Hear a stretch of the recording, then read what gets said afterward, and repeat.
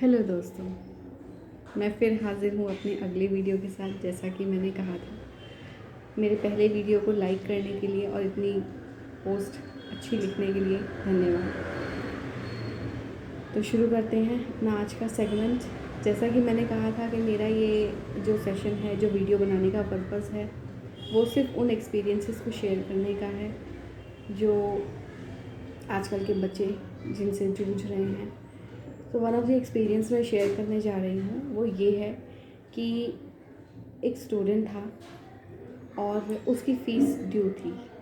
Already 3 महीने हो गए थे और उसकी अगली फ़ीस का भी टाइम आ गया था। तो हम उसको बार बार रिमाइंड करा रहे थे, उसके पेरेंट्स को बार बार टाइम टू टाइम कॉल करके उन्हें बता रहे थे कि सर आपके बच्चे की फ़ीस का टाइम ख़त्म होने वाला है एंड सेकेंड इंस्टॉलमेंट का टाइम शुरू होने वाला है। But somehow parents ignored the messages or the emails or the calls जो भी उनको हमारे थ्रू से मिली थी। तो बच्चे को बार बार हम बोल रहे थे एंड मुझे फील हो रहा था बच्चे को कि देखकर कि वो बच्चा काफ़ी शर्म हेजिटेट कर रहा था हमें फेस करने पे। उसे बहुत शर्म आ रही थी कि उसकी फ़ीस ही ड्यू है सिर्फ उसी की क्लास में। सो फाइनली हमें सडनली सीनियर मैनेजमेंट से कॉल आता है कि भाई जिन जिन की फ़ीस ड्यू है आप उन बच्चों को रनिंग क्लास से बाहर लेकर आइए और बच्चों को बोलिए कि अपने पेरेंट्स को कॉल कराए।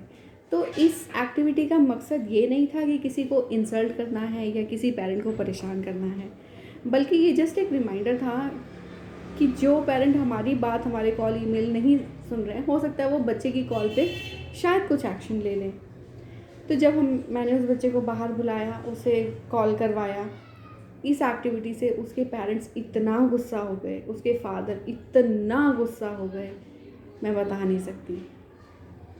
6 बजे उस बच्चे ने कॉल किया, 6:45 वो पेरेंट मेरे डेस्क के सामने था और वो पेरेंट बहुत हाई फाई था। वो फादर इतना हाईली क्वालिफाइड था, सो educated and he was on highly post. आके इतने ज़ोर से उसने सीधे आगे पूछा, नीतू शर्मा कौन है? मैंने कहा सर मैं हूँ, आपने कॉल करवाया मेरे बेटे से? मैंने कहा हाँ जी सर कॉल करवाया है, हमें ओवर मैनेजमेंट से इंस्ट्रक्शंस आई थी कि फ़ीस ड्यू है and it was a general reminder.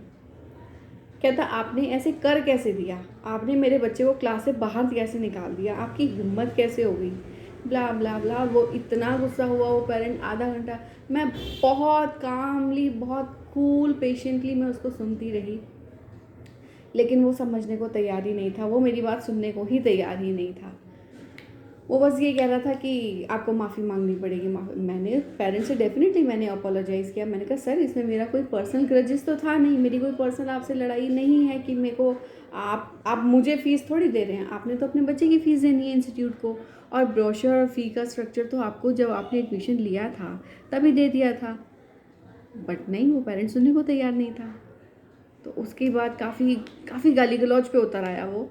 And evening का टाइम था तो मोस्टली कोई स्टाफ था नहीं रिसेप्शन पर, सिर्फ मैं ही बैठी हुई थी। तो उसने गुस्से में क्या किया, एकदम से वो गुस्से में बौखलाया, खड़ा हुआ और उसने मेरे सिस्टम को पुश कर दिया। और उसने मेरा कंप्यूटर इतने ज़ोर से पुश किया कि मेरा कीबोर्ड, मेरा माउस ऑलमोस्ट नीचे लटक गए टेबल से नीचे। एंड मेरा सिस्टम आगे आके गिरने ही वाला था। वो मैंने उसे अपने सपोर्ट से संभाल लिया। अब यहाँ आकर मेरी पेशेंस टूट गई, मेरी भी लिमिट बिल्कुल ख़त्म हो चुकी थी। इतना गाली गलौज कर रहा था। फिर फाइनली मुझे उसके ऊपर ज़ोर से चीखना पड़ा। मैं उसके ऊपर बहुत ज़ोर से चीखी कि सर लिसन टू अस, आपको फ़ीस की सारी डिटेल्स दे दी गई हैं, उसके बावजूद भी आप फ़ीस टाइम पे नहीं कर रहे हैं। आपको इंस्टीट्यूट की तरफ से कितने कॉल्स गए हैं, कॉल्स आप इग्नोर कर रहे हो, मैसेजेस आप इग्नोर कर रहे हो, ईमेल्स आप इग्नोर कर रहे हो। तो एटलीस्ट एक ये लास्ट एक्टिविटी थी, बच्चे से आपको कॉल कराने का पर्पस आपको इंसल्ट करने का नहीं था। ये एक जनरल एक्टिविटी थी रिमाइंडर की। आपकी ऑलरेडी एक फ़ीस ड्यू है, दूसरी फ़ीस का टाइम हो चुका है और नेक्स्ट 10 डेज़ में सेकेंड फ़ीस आने वाली है। सो या तो आप PDCs दे दो। अगर आप PDC नहीं देना चाहते तो आपको ग्रेसफुली जो पीरियड दिया गया है आप उस टाइम के अंदर फ़ी पे कर दो। बट वो पेरेंट इतना एडमेंट, इतना स्टबन था। He said no, you have insulted me, you have hurt me a lot, you have to apologise. I said yes sir, I do apologise, but my intention was not to hurt you. But उसका जो intention था वो कहता कि no, you have to apologise my son in front of the whole class, in front of the faculty. The way you brought him out from the running class, the same way you have to enter in the running class, you have to made him stand and you have to apologize in front of the whole class. I said no, this is not possible. Now this is beyond. ये जो वो कहना चाह रहा था कि मैं उसके बच्चे से भी माफ़ी मांगूँ, मैंने कहा सर इसके लिए मैं बिल्कुल तैयार नहीं थी। यहाँ तो मैं मेरी, आप ये समझ लीजिए कि मेरी पर्सनल ईगो हर्ट हो गई थी। मैंने कहा मैं बच्चे से माफ़ी नहीं मांगूंगी, बिल्कुल नहीं मांगूंगी, क्योंकि इसमें ना तो हमारी गलती है, this is something you are hitting personally. But वो पेरेंट नहीं माना, बहुत बहुत गुस्सा किया उसने। मेरे टेबल पे रखी हुई ऑलमोस्ट सारी चीज़ें गिरा दी, पुश करता, बात बात पे पुश करे जा रहा था मेरे सिस्टम को, कीबोर्ड को, कभी ग्लास को, कभी फ़ोन को। And finally I had to shout at the end after half an hour और 45 मिनट्स, जब मेरी पेशेंस ख़त्म हो गई, मुझे उसके ऊपर चीखना पड़ा। And I said finally sir, I am not going to apologise your son in front of the running class. As you said I apologise you, but now you want me to apologize to the son, that I won't do, because this is nothing where I find that I was faulty. नहीं माना, वो नहीं माना। Unfortunately उस वक्त कोई senior member like branch manager और senior marketing का मेंबर उस वक्त कोई अवेलेबल भी नहीं था, तो मुझे HODs को बुलाना पड़ा। बेचारे वो भी रनिंग क्लास से जो हेड ऑफ द डिपार्टमेंट थे वो आए, उन्होंने उस पेरेंट को डील किया। उन्होंने फिर ऐसे बोला कि सर आप being a lady, she is apologizing you, but why you want her to do which is not in the I mean क्या बोलूँ उसको, कि this is something wrong ना, ये तो आप गलत एक्टिविटी करवा रहे हो, इससे तो बच्चे को आप गलत एजुकेशन दे रहे हो। बहुत लड़ाई झगड़े हुए, उसने फ़ीस पे नहीं की, धुआंधार उसने। फाइनली वो HOD की बात सुन के उस वक्त तो चला गया, घर जाके उसने जितने भी सीनियर मैनेजमेंट थे, ग्रीवेंसेस की थे, उन सब पे ईमेल डाल दिया। जितने भी हमारे डायरेक्टर्स थे या जितने भी सीनियर हेड्स थे उनको ईमेल डाल दिया कि भाई ये काउंसलर है, ये ऐसे बात करती है, ये बदतमीज़ है, ये वो। But thankfully management supported me, they saw the CCTV footage. I was in Chennai, this incident happened in Chennai, management was in Delhi. So they saw all the CCTV footage of that time. Even the HOD we had over there, he saw the CCTV and they all supported me. They said Neetu Sharma is not wrong here. They said the same to the parent ki sir, please understand, the counselor is not at wrong part. You must understand. एक तो आपने पहले की fees पे नहीं करी है, आगे की 10 दिन की फ़ीस आगे आने वाली है ना, आप PDCs दे रहे हो। So this was the incident. ये मुझे इसलिए याद रह गया क्योंकि उससे वो शायद मेरी लाइफ में ही पहली बार ऐसा हुआ था कि किसी ने मेरे डेस्क पे मेरी चीज़ें फेंकी है मेरे सामने, and I had to listen him quietly, जो कि शायद मुझे एक्सेप्टेड नहीं था। लेकिन क्योंकि कंपनी में एज़ पर पॉलिसी हमें ये इंस्ट्रक्शन थे कि आपको पेरेंट्स के साथ, आपको जितने भी वॉक-इन्स आते हैं उनके साथ आपको पोलाइट ही रहना है, चाहे आप कितने ही एग्रेसिव हो, चाहे आप कितने ही शॉर्ट टेम्पर्ड हो personally, but here when customer enters you have to handle him so politely, and I really handle him so politely. 45 minutes जब उसको सुनने के बाद मैं चीखी हूँ, उस टाइम पे मैं सोच लिया था, मैंने कहा अब मेरी नौकरी जाती है चली जाए, अब नहीं मैं मानूंगी, यहाँ ये थोड़ा ज़्यादा हो रहा है। तो एनीवे उसके ईमेल्स वगैरह सब मैनेजमेंट ने इग्नोर कर दिए। फिर मैंने अपने ब्रांच मैनेजर से पूछा, मैंने कहा सर ये क्या चक्कर रहेगी, इसने इतना ईमेल कर दिया, मेरी नौकरी वोकरी चल जाएगी क्या? तो सर ने कहा नीतू ऑल सपोर्टेड यू, मेरी बात हुई है HOD से एंड दे सेड नीतू गलत नहीं थी, नीतू ने बिल्कुल ठीक एक्शन लिया, उसने बहुत अच्छे तरीके से हैंडल किया। चलो ये पेरेंट निपट गया।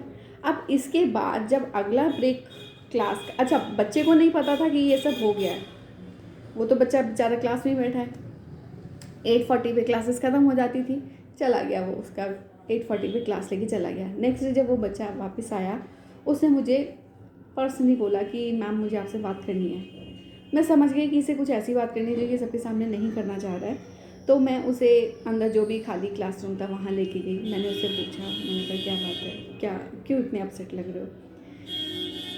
मेरा बस इतना बोलना था, एंड ट्रस्ट मी, वो बच्चा इतना रोया, इतना रोया। मैं ऐसे ही बैठी हुई थी, चेयर, स्टूडेंट डेस्क होते हैं, डेस्क पे बैठी थी।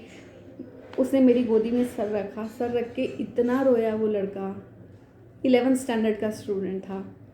और उसने बोला, मैम अपने पापा की तरफ से मैं माफ़ी मांगता हूँ, मैं अपने पापा के साथ नहीं रहना चाहता, मेरे पापा मुझे बहुत तंग करते हैं, मुझे कुछ करने नहीं देते, मैं जो एक्टिविटीज़ करना चाहता हूँ, मैं जो स्पोर्ट्स ज्वाइन करना चाहता हूँ as an extra curriculum activities, वो मेरे फादर नहीं करने देते, बहुत ज़्यादा रिस्ट्रिक्टेड हैं एंड ऑल। एंड टीनेज होते हैं ना, टीनेज में बच्चों को सब कुछ नया नया चीज़ें होती हैं, अच्छा लगता है उनको हर चीज़ का एक्सपीरियंस करना। बट समटाइम पेरेंट्स मान जाते हैं, बट कई हद तक पेरेंट्स नहीं मानते। वो ये कहते हैं कि भैया अगर मैं इंजीनियर हूँ तो मेरा बच्चा भी इंजीनियर ही बनेगा, अगर मैं डॉक्टर हूँ तो मेरा बेटा भी डॉक्टर ही बनेगा। और ये अननेसेसरी की थोपा थोपी बच्चों पर ना, बच्चों को पागल कर देती है। उसका रिज़ल्ट ये हुआ, ट्रस्ट मी गाइस, वो बच्चा 10th स्टैंडर्ड तक अपने स्टेट का टॉपर, स्टेट का या स्कूल का टॉपर, जोन टॉपर रहा होगा। लेकिन उसके बाद से, जब से उसने 11th में आया, 11th के बाद उसकी जो परफॉर्मेंस डाउन हुई, oh my God, from 10 CGPA he came to, he was getting marks 1 2 -3 -1 and we were bloody shock कि ये तो टॉपर था जब इसने एडमिशन लिया था, इसको अच्छी खासी हमने स्कॉलरशिप पे एडमिशन दिया है, इसके मार्क्स इतने गिर गए एक 3-4 महीने की परफॉर्मेंस में। सो लिटरली वो बच्चा बहुत रोया। फिर उसने मुझे अपनी थोड़ी पर्सनली बातें बताई घर में कि पापा उसे कैसे ट्रीट करते हैं, उसकी मम्मी के साथ कैसा बिहेवियर है। एंड दिस वॉज समथिंग कि मैं कुछ करना तो चाहती थी, लेकिन अब मैं ज़बरदस्ती किसी के फैमिली मैटर में तो एंटर नहीं कर सकती थी। तो मैंने उसे सिर्फ इतना ही बोला कि देख, मैं ज़्यादा कुछ तो नहीं कर सकती, बट हाँ तुझे जिस तरह की भी हेल्प चाहिए, I am always available here, you can call me any time. मैंने उसे अपना पर्सनल नंबर दिया। मैंने उसे बोला जिस तरह का भी तुझे सपोर्ट चाहिए, किसी भी चीज़ में, फैकल्टी से एक्स्ट्रा क्लासेस चाहिए, कंप्यूटराइज क्लासेस चाहिए, I will arrange all that, I can help you out, but inside the family I really can not help. And वो बच्चा इतना डिप्रेस था, इतना डिप्रेस था कि वो कोप अप कर ही नहीं पा रहा था एजुकेशन के साथ, बैलेंस वो कर ही नहीं पा रहा था स्कूल स्टडीज़ के साथ और अपनी